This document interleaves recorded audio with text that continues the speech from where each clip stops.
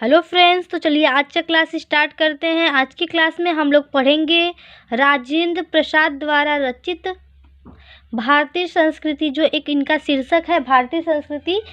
अध्याय 4 है, क्लास 10 का है। तो इसमें आज हम लोग उनकी रेखांकित अंशों की व्याख्या संदर्भ सहित करेंगे। तो चलिए क्लास स्टार्ट करते हैं। तो देखिए, पहला दिया गया है, निम्नलिखित गद्यांशों के नीचे दिए गए प्रश्नों के उत्तर दीजिए। तो उससे पहले मैं आपसे कहना चाहती हूँ, इसमें कुछ प्रश्न भी पूछते हैं। उस प्रश्न के लिए आप इस चैप्टर को पूरा अच्छे से पढ़िएगा, तभी आपको वो प्रश्न समझ में आएंगे।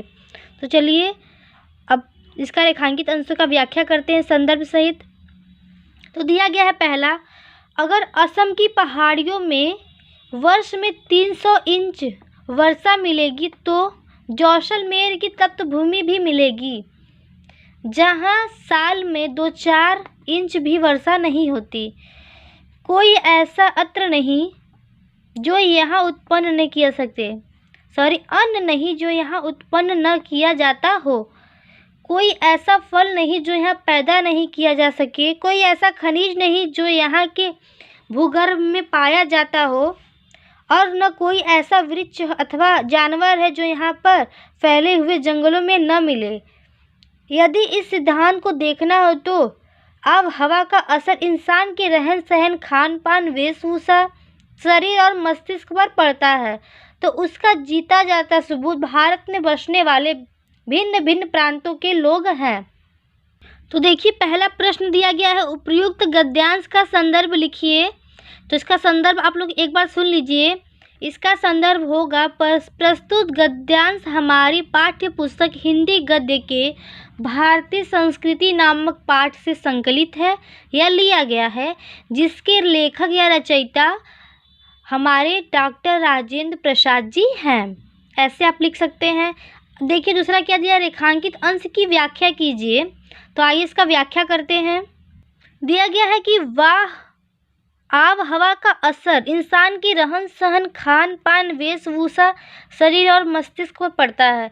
तो इसमें लेखक यानी डॉक्टर राजेंद्र प्रसाद जी कहना चाहते हैं कि जो वातावरण का असर होता है वो हमारे मनुष्य, जो हमारे जीवित प्राणी होते हैं, इंसान होते हैं, जो मानव होते हैं और जानवर होते हैं, उनके रहन सहन, खान पान, वेशभूषा पर पड़ता है, और जो जानवर लोग होते हैं उनके भी रहन सहन पर वातावरण का असर पड़ता है। तो आइए देखिए, तो उसका जीता जागता सबूत भारत में बसने वाले भिन्न भिन्न प्रांतों के लोग हैं। तो जो इसका जो जीता जागता सबूत यानी कि जो इसका वजूद है, जो उसका सबूत है कि भिन्न भिन्न रहन सहन, खान पान के लोग होते हैं, वो भारत में बसते हैं और इसी के और भारत में बसने वाले सदस्य बन जाते हैं और भारत की नागरिकता उन्हें प्राप्त हो जाती है। तो भारत में भिन्न भिन्न जो हमारे देश के लोग रहते हैं, भिन्न भिन्न जाति के लोग रहते हैं, समुदाय के लोग रहते हैं, उनका जीता जागता सबूत क्या है, भारत में रहने वाले लोग। अब देखिए तीसरा प्रश्न दिया गया है, उपयुक्त गद्यांश में असम और जैसलमेर की वर्षा के विषय में क्या बताया गया है।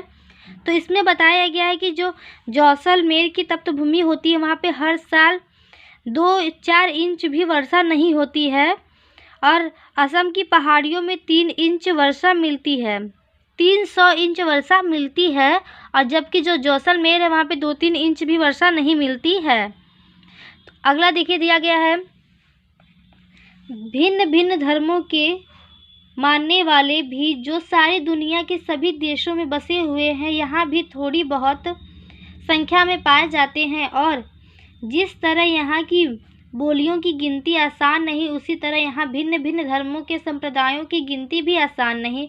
इन भिन्नताओं को देखकर यदि अपरिचित आदमी घबरा कर कह उठे कि यह देश नहीं अनेक देशों का एक समूह है, यह एक जाति नहीं अनेक जातियों का समूह है, तो इसमें आश्चर्य की बात नहीं। देखिए इसमें पहला दिया गया है कि संदर्भ लिखिए। संदर्भ हर पाठ का एक ही होता है, बस उसके जो होते हैं राइटर यानी लेखक बदल जाते हैं और उस पाठ का शीर्षक यानी चैप्टर का नाम बदल जाता है। अब देखिए व्याख्या करते हैं। इन भिन्नताओं को देखकर यानी कि जो हमारे भारत देश में भिन्नताएं हैं, जो भिन्न भिन्न जाति के समुदाय के लोग यहाँ पे रहते हैं, अगर कोई इन भिन्नताओं को जानता नहीं होगा, वह किसी और देश का होगा, तो वह इस देश को देखकर वो बोलेगा कि यह एक देश नहीं अनेक देशों यानी कि अनेक देश मिलकर इस भारत देश को बनाए हैं। और यहाँ पर एक जाति के लोग नहीं अनेक जातियों के लोग हैं, उनका अनेक जातियों का समूह है। और जो यह कहते हैं तो जो अपरिचित लोग हैं वो ये बात कहेंगे, तो इसमें कोई आश्चर्य की बात नहीं है। आगे है, उपयुक्त गद्यांश में भारत की बोलियों एवं संप्रदायों के बीच में क्या संबंध बताया गया है। यही संबंध बताया गया है कि भारत में अनेक देशों के लोग बसते हैं, उनकी जातियां अलग हैं, समुदाय अलग है, फिर भी वह एक भारतवर्ष में एक मानवता की तरह प्रेम व्यवहार बनाए रखते हैं, एक दूसरे से जुड़े होते हैं। और जो भारत में आते हैं वो वहीं पर ढल जाते हैं और उनको यहाँ पर किसी भी जाति समुदाय को मानने के लिए बाध्य नहीं किया जाता है।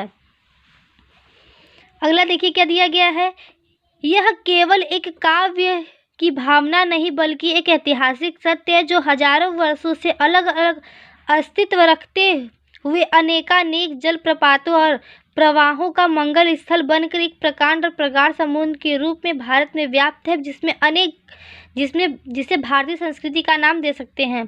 तो देखिए इसका हम लोग को संदर्भ वही लिखना है। अब आइए इसका व्याख्या कर लेते हैं, जितना व्याख्या करना मैंने उतना ही पढ़ा है। देखिए यह केवल एक काव्य की रचना नहीं है, लेखक कहते हैं कि जो मैंने लिखा है सिर्फ एक काव्य की रचना, एक भावना नहीं है, बल्कि यह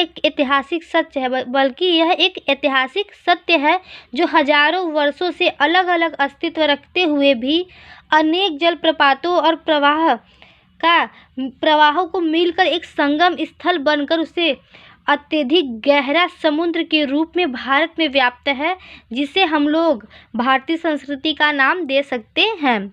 अब आइए दिया गया है, उपयुक्त गद्यांश के आधार पर भारतीय संस्कृति की एक विशेषता बताइए। तो देखिए इसमें क्या है कि जो भारतीय संस्कृति होती है उसमें अनेक धर्मों के लोग होते हैं, अनेक जातियों के लोग होते हैं, और वो सब एक मिलकर, जैसे गंगा यमुना एक संगम बनाती है, वैसे ही संगम मिलकर भारत में व्याप्त हैं। और यहाँ पे जो उनकी भिन्नताएं भी होती हैं, वो भिन्नताओं को भी अपने बनाए रखते हैं और उनको इस जो यहाँ की कल्चर है वहाँ को मानने के लिए बाध्य नहीं किया जाता है। और यह एक ऐतिहासिक सत्य है, कोई झूठा कहानी यह नहीं है। अब जितना इसके बाद है आप लोग अपने से पढ़ लीजिएगा, नहीं आएगा तो कमेंट बॉक्स में कमेंट कीजिएगा, मैं इसका भी अपलोड कर दूँगी। Thank you.